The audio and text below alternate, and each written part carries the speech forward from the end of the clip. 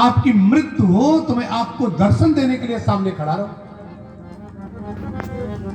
पितामह ने कहा, हां प्रभु, आपने वरदान दिया है, मेरे मरने के समय आप सामने खड़े रहेंगे।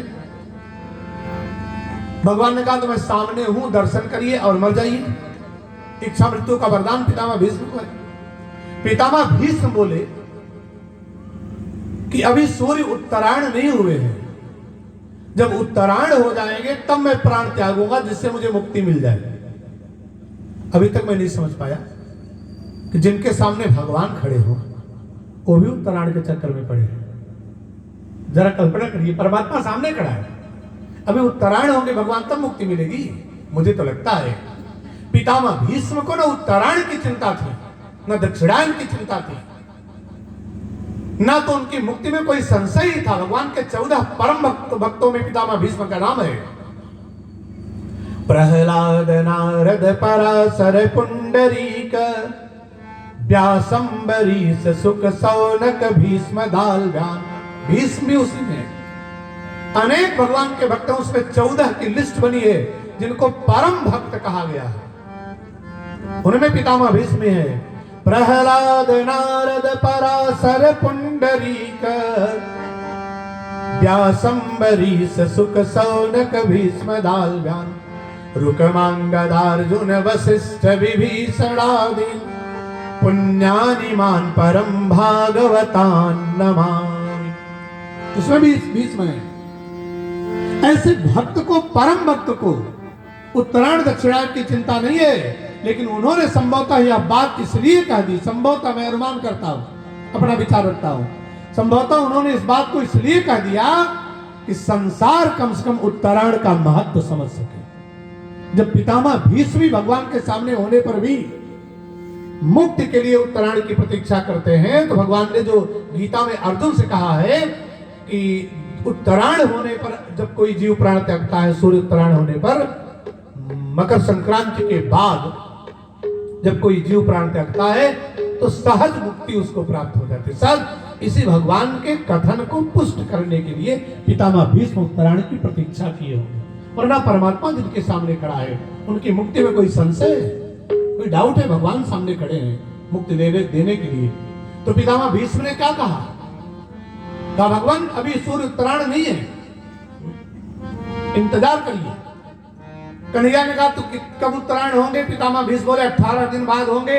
भगवान कृष्ण ने कहा कि मैं 18 दिन के लिए जाऊं, कोई और काम अपना कर लूं। पितामह भीष्म ने कहा, नहीं, जब तक मैं शरीर त्याग न दूं, जब तक मेरे प्राण निकल न जाएं, तब तक आप यहीं खड़े होकर के मेरी प्रतीक्षा करो। इट्स ऑर्डर फॉर्म, आदेशात्मक वाक्य है, आज्ञाबोधक, लोट लकार भगवान बोल रहे हैं, पितामह भीष्म बोल रहे हैं। सदैव देवो भगवान प्रतीक्षताम। भगवान यही खड़े रहो, प्रतीक्षा करो। ये प्रार्थना है कि आदेश? आप सुन रहे ना मेरा सेंटेंस?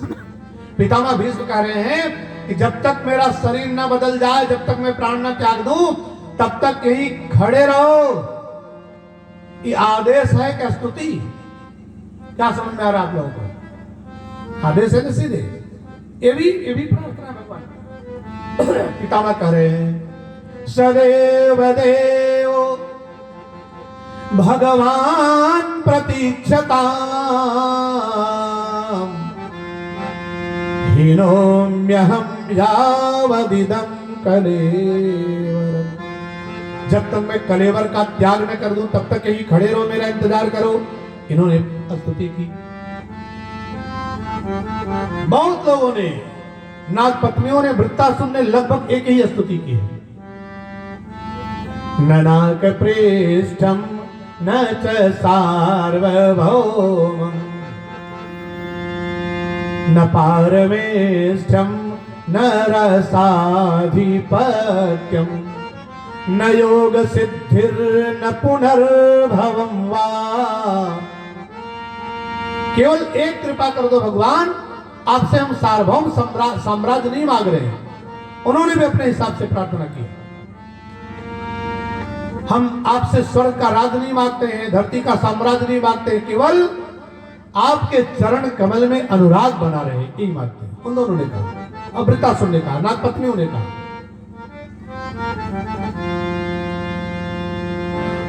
भगवान वेदव्यास जी एक जगह तो बड़ी विचित्र स्तुति करते भगवान की। त्यक्त्वा सुदुस्त्यज सुरेप्सित राज्य लक्ष्मी, थोड़ा ध्यान से सुनिएगा। त्यक्त्वा सुदुस्त्यज सुरेप्सित राज्य लक्ष्मी, धर्मिष्ठ आर्यवचसा यदगादरण्यम, माया मृगम दैत्येप्सितमन्न धावत्, वंदे महापुरुष ते चरणारविंदम। व्यास जी कह रहे हैं,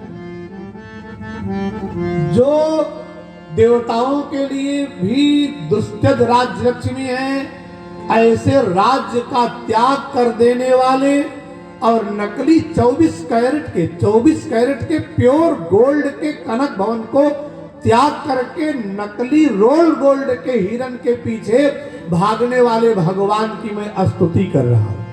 ये भगवान की स्तुति है कि व्यंग है? क्या समझ में आ रहा है? व्यास जी कह रहे हैं, जो बढ़िया कनक भवन को त्याग दिए और नकली हिरन के पीछे भागते चले गए, देवताओं के लिए दुर्लभ दुस्त्यज राज्य लक्ष्मी का त्याग कर दिए और माया के हिरन के पीछे जो भागने लगे, ऐसे भगवान की मैं वंदना करता हूं।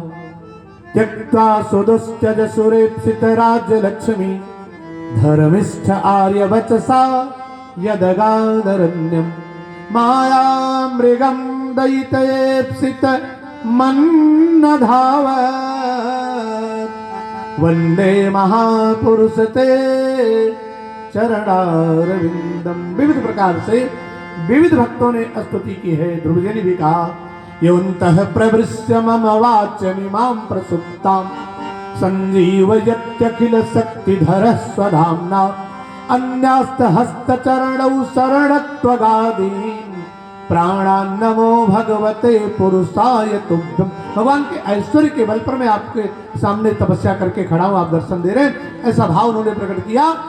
इसमें कोई बड़ी बहुत कमाल की बात नहीं देखी, लेकिन इन दोनों ने जो कहा कि वाणी गुणानुकथने श्रवणौ कथायां, हस्तौ च कर्म सुमनस्तव पादयोर्न, स्मृत्यां शिरसि तव निवास जगत् प्रणामे, दृष्टि सतां दर्शनेस्तभवत्तनूनां। भगवान ने कहा, तुमने प्रार्थना की, मैं वरदान दे रहा हूं, तुम्हारी वाणी हमेशा हमारे गुणगान में लगी रहेगी, तुम्हारा मन हमेशा चरणों में मेरे लगा रहेगा, तुम्हारे कान हमेशा मेरी कथा सुनने के लिए आतुर रहेंगे, तुम्हारी जीवा से हमेशा मेरा शब्द निकलेगा। मैं इस वरदान तो तुम्हें दे दूंगा, लेकिन एक बात बताओ, मेरी कृपा से तुम दोनों का उद्धार हुआ कि नहीं? भगवान उनकी परीक्षा लेना चाहते थे। देखें, एक संत का उपहास किया था इन्होंने, संत को चिढ़ाया था, इनके मन में संत के प्रति सम्मान का भाव आया कि नहीं? भगवान ने परीक्षा लेने के लिए पूछ दिया, क्या बताओ तुम्हारे ऊपर मेरी कृपा हुई कि नहीं, तुम्हारा उद्धार मैंने किया कि नहीं? दोनों ने कह दिया, प्रभु उद्धार तो आपने हमारा कर दिया, लेकिन कृपा आपकी नहीं है, इसमें कृपा तो नहीं संत की है। भगवान ने कहा, मूर्खों, अरे वो संत तो तुम दोनों को श्राप दे के वृक्ष बना ही दिए। जो संत श्राप दे के वृक्ष बना दे, ये कृपा है? आप बताओ, अगर वो श्राप दे दी तुम पेड़ बन गए, इसमें क्या कृपा हुई? दोनों ने कहा, नहीं, रघुनंदन कन्हैया,